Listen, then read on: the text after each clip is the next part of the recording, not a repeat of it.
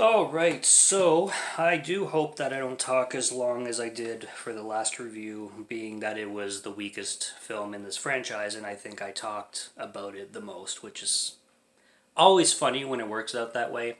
But this is Lake Placid Legacy. This is the last one in the series released thus far. This came out in 2018, and it's a B film. It's still a television movie.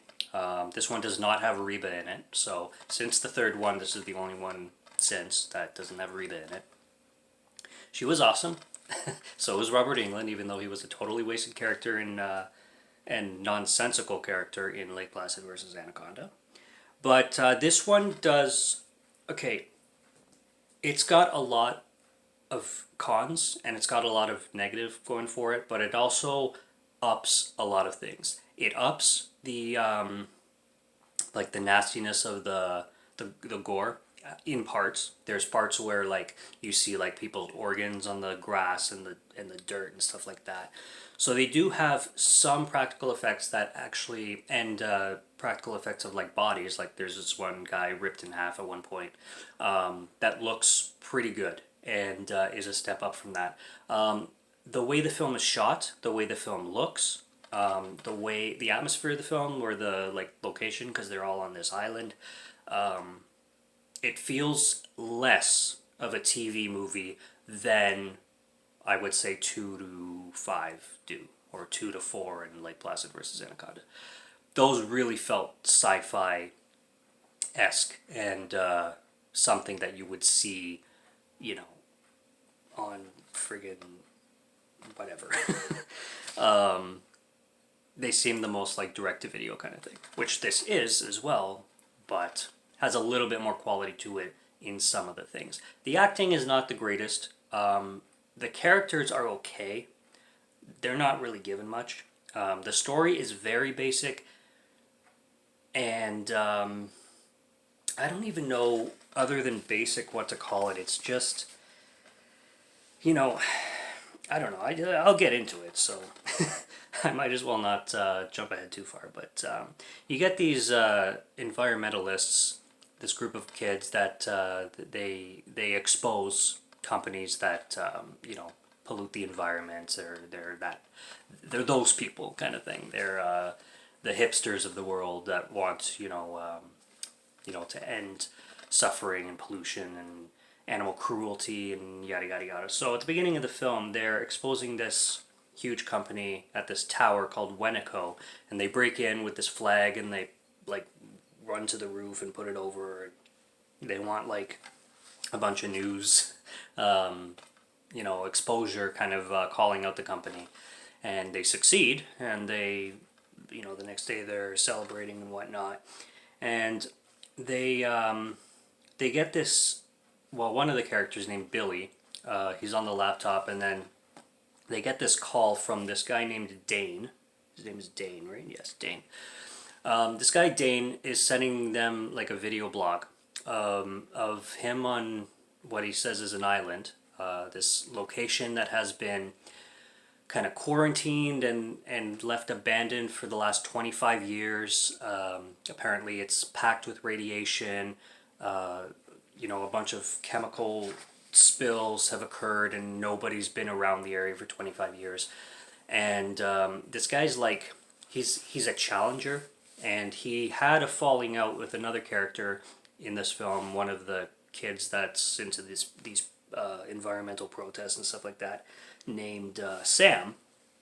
And Sam and Dane used to be tight, but they're not anymore. And Dane is always trying to one-up Sam, and it just pisses Sam off even more. But Dane mentions that if Sam beats Dane to this location, there's like a bounty for 100,000 for whoever gets there first, kind of thing.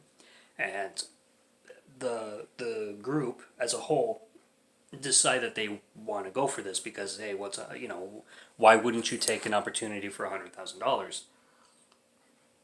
Even though some of the characters are like, yo, it could be bullshit, which, yeah, it could be bullshit, obviously. But they decide to go, and they are looking at this place because they're sent a geo map a geotag to this location, and Billy says that the location is not showing up on the geo map or geotag or whatnot, but literally the blinker is right on the island. So he's looking at it, the blinker is blinking on this island, and he just keeps saying, yo, the island isn't even on the map. But the blinker is like right on the island. So that was kind of confusing. I was like, what's going on here? Am I missing something? I don't know. But they get to the gates, and they're all locked up, obviously. And one of the girls named Penny has radioactive, radiation, detector, and she's not getting anything. So, but she says, like, the first trace of anything that I get, we're out of here, kind of thing. But she doesn't get anything, so they were always suspecting that this whole location has been said to have been quarantined off because of radiation as a hoax and as a way to keep people away. And they're starting to realize that was the case, kind of thing. There's this guy named Spencer. Spencer is the annoying guy of the group. He's always trolling everybody, playing jokes, or like at the gate he takes these pliers to cut the lock, and he pretends to get electrocuted as if the fence is electrocuted, and then everybody freaks out and he's just bullshitting everybody, and he's like, what you would be able to feel the electricity like from afar. You would be able to feel the volts. It's definitely not active or whatnot. Fucking guy. So then he starts to annoy everybody again, and he's convinced that this is all a hoax, and he starts to, like, as they get in, even when they start to find these body parts that I mentioned, and this guy that's literally split in half on a tree, he has his upper torso like upwards on a branch and no legs at all. So obviously the croc, like, I don't know how the fuck he got him up to the tree, but clearly he bit half his body off. And Spencer just keeps thinking that everything is fake and rigged, and he's like, where's the cameras? There's no $100,000. Dane's punking us. And he just goes on with that for fucking ever. But then when he realizes that the body is real, he tries to, he wants to get the hell off the island. And there's this guy named Travis. By the way, they come to this island on a rubber boat. I just wanted to mention that because I found that really funny. Especially when the crocodile attacks the rubber boat and it literally pops. It's like the type of boat you would play with on a beach or something like that. It's pretty ridiculous with all the equipment that they have, like, that they're lugging to the island on this fucking rubber boat. But there's a crocodile attack with it, obviously, like I said. Pop. And frickin' Travis ends up being eaten, obviously. And the croc, when he grabs the boat, he drags the boat from the dock into the lake. And there's a rope tied to the boat, and the rope catches itself on Penny's leg, and Penny's dragged into the water too, so it's this whole tense situation with the crocodile in the water, who leaves Penny alone, by the way, and just goes to attack Travis and eat the boat, I guess.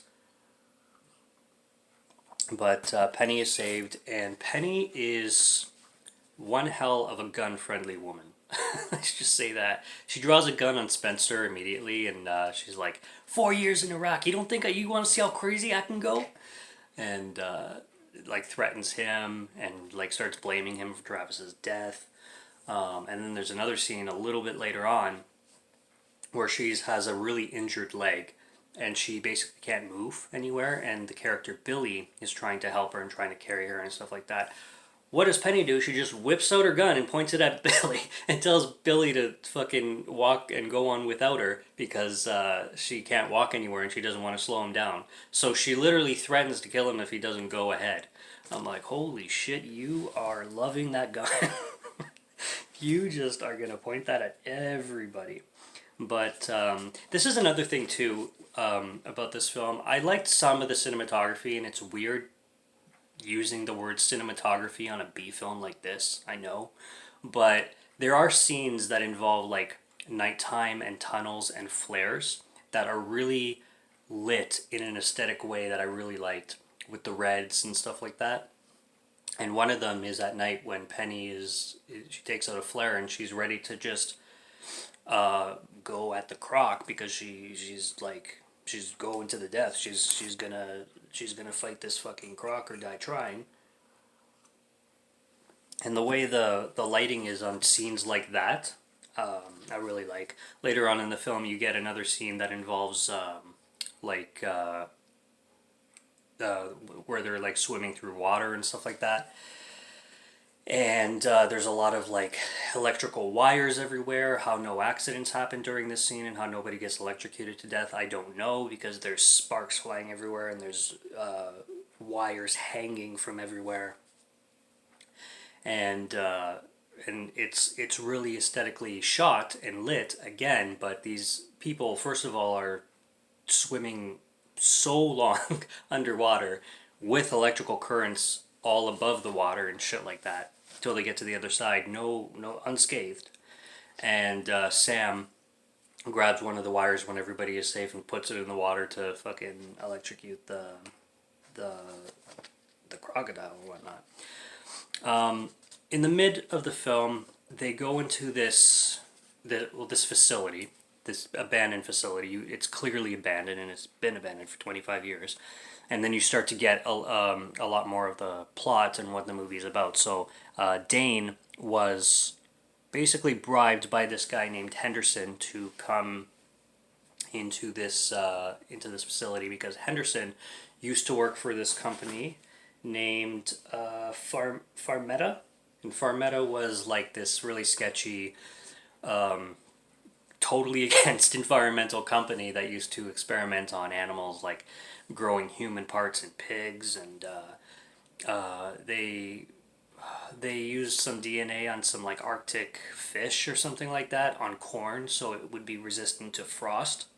One of the girls mentioned, and apparently they started to experiment in making hybrid crocodiles and making giant crocodiles, 25 years ago. And when it backfired, they just abandoned the whole project and whatnot. But this guy Henderson doesn't want to let this go, and he wants to get DNA samples from these crocodiles because he's so obsessed with creating new medicine, and basically he's a money hungry guy, I guess. So that's really all you get plot wise is these guys that are kind of in a sense tricked to come to this island for a money bribe, and follow this guy Dane, who was the original guy bribed by Henderson to go in with him and kind of take him into this place. And eventually Henderson ends up going rogue, and he's tied up at one point, and Sam comes up with the wise idea of untying him if he promises to lead them, to escape. He doesn't. He goes rogue, and ends up suffering quite a painful death, of course. But what else did you expect? There's a cool scene too where Billy he's looking out this little window, and then the crocodile comes up right to the screen with like opening his eye, and you see this like yellow eye. It's very classic when it comes to creature features. I really like that moment because it really felt kind of like not a throwback, and not stereotypical either, but something traditional that you would see in a creature feature, and I really like that part a lot. The movie ends with a cool. First of all, the final girls are these two sisters named Jade and Alice, and I think it was Dane that died before them. Not a lot of like unique deaths in this one. Pretty much it's your typical crocodiles eating people. There's not much other than that guy in the tree. I think that was the most like gory and cool looking death, even though you don't see the death, you just see the aftermath. But that was like the most cool. Again, this film doesn't go all the way with giving you a lot when it comes to kills, when it comes to character arcs or anything like that. It kind of enters and exits, and has a really, really simple and generic plot to make everything flow properly, kind of thing. And that's pretty much it. But these two girls at the end are fighting this crocodile. One of them gets into one of those machines called an excavator, the ones that dig up dirt and press dirt down and whatnot. And she starts fighting the crocodile with that. And the crocodile, again, I swear I could like ad lib these freaking crocodiles because they literally choose. They just choose who to eat and who to fucking put a scratch on. I've mentioned this in the previous reviews. They'll like this crocodile is just right at Alice's face and just like breathing on her and not even jumping. And then another guy or girl, whoever, the crocodile will just fucking eat the person. Excuse me. And then others will, will just get a scratch, and it's like, ugh, this doesn't make any sense. These crocodiles, it's like, oh, you're making this too easy for me, man. Like, if I talked over the crocodiles, it'd be hilarious. It's like, you're making this too easy for me, man. I'm not gonna bite you. You want me to bite you? You want me to bite you? Okay, I'm just gonna walk away. I'm just gonna go after this guy right now. You can live for now. I'll get you later.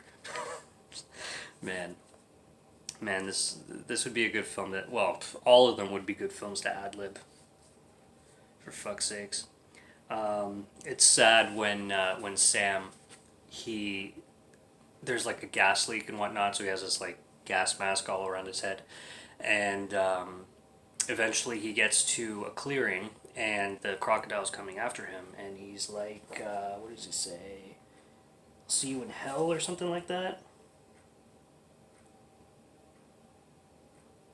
Yeah, I'll see you in hell. And he has a dynamite, and then he friggin' rips the dynamite. He's like, I'll see you in hell. And then it doesn't light. He's like, oh shit. And the fucking crocodile just chomps him up. But I was like, oh fuck. Like, that's gotta suck bad. When he could have like taken care of the entire situation, but didn't, unfortunately. And then this has one of the stupidest endings I've ever seen. This is the stupidest ending in the Lake Placid franchise, from 1 to 6. This is the stupidest ending. This film ends where once the Jade is in that excavator and puts the shovel thing, the handle, on top of the crocodile, pours a shit ton of gas on the crocodile and throws a lighter at it and lights the thing on fire. And then it's dead, right? And the girls are like, well, I guess there's only one way out of here now. And then the next scene is them very slowly just treading water across the lake. Like, no danger, the danger's gone now. I mean, would you expect the danger to be gone? There is only one crocodile in this whole film, but still. This one goes back to the one crocodile instead of multiple. But still, even if you kill the one crocodile, you're still gonna tread water, like, and feel totally safe and fine. And just like, just going home now, just going home. And then they swim off screen. It's still nighttime, and of course you see a crocodile head come out of the water, and then just slowly Jaws style, like, start following them, and then credits roll. I'm like, okay. It was mentioned that the crocodile that they killed was the last the last known species to be in this facility. Henderson mentioned that one of the lab scientists took a crocodile from this lab before it shut down to Lake Placid, Maine. He mentions this. So this made me wonder if this film was a prequel. It's not, but well, it doesn't seem like it's a prequel. Maybe it is. I don't know. But when he mentioned that the scientist took the croc to Lake Placid, Maine, I started to wonder, like, maybe that's the crocodile from the first film and what started all of those events in Maine. But then there's a scene at the end of the first film where they're bringing the crocodile back to Seattle, where this film takes place. So who the fuck knows? Timelines, I'm not even going to go there. So I'm just going to take guesses and I'll leave the timelines the way they freaking are. And then, like, the whole film plays out like that was the last crocodile left, the one that was burnt to death. So what's this other crocodile doing there, and where was it this whole time? And because it's fully grown, and just the dumbest excuse to have a cliffhanger ending. Lamest excuse for a cliffhanger ending ever. And no explanation on why those girls felt totally comfortable swimming in that lake again after the entire day and night that they had being stalked by this predator. Anyways, like I said, this was a big step up in comparison to Lake Placid versus Anaconda, but it doesn't come close to the first film, obviously. The CGI on the crocodile in this one is more compared to 3 and 4. 2 and 5 have the worst CGI in my opinion, and I think I gave this a 2.5 out of 5 because it's fun. It's got its enjoyability, even though it doesn't like the last one, like Lake Placid versus Anaconda, it doesn't utilize what it can to its full potential. But it's a lot more fun than Lake Placid versus Anaconda was. Lake Placid versus Anaconda was kind of more a waste of time, I would say. But yeah, like I said, comparing those two, this is a way bigger step up. 3 and 4 are awesome, especially if you're double featuring them. They're a lot of fun. And the first Lake Placid from 1999 with Betty White obviously is the best. This has gone on long enough. So subscribe to Morgan Film Fan if you like to listen to my voice or if you like my film reviews. I am done the Lake Placid franchise unless they release another one, so we will see. It's been fun. These films are pretty cool. Check them out. Like I said, 1, 3, and 4 I like the best. 2 and 5 are the worst, and then Lake Placid Legacy, sorry. And it's 2018, so it kind of feels the most modern, and